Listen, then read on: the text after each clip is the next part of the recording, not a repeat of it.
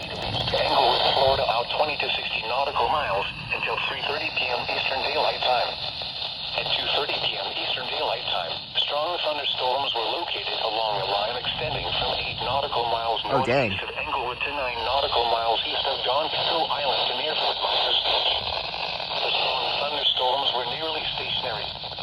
Hazard, wind gusts 34 knots or greater. Source, radar.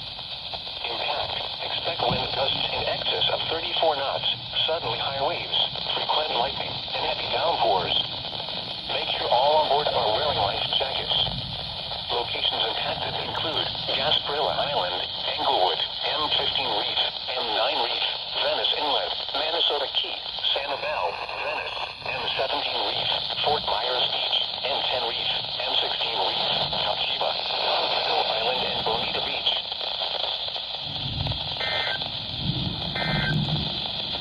Dang. These are the 2 p.m. updates. Sea temperature 85 degrees. Yeah, can I turn this off, please? Dang, it's getting bad out there. Huh.